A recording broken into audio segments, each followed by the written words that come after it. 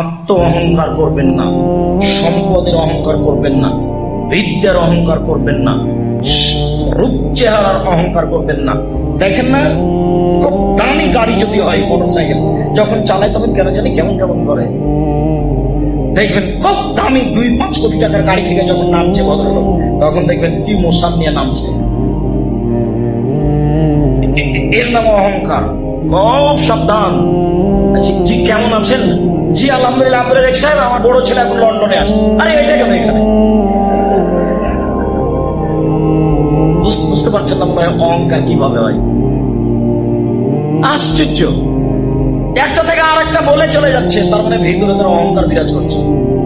দেখবেন কথা প্রসঙ্গেই, জি আপনি চিনছেন না ওই যে ওই যে ইয়েতে গুলিস্তানে বড় দোকানটা আমার। সবসময় নিজেকে মাটির মানুষ মনে করবে।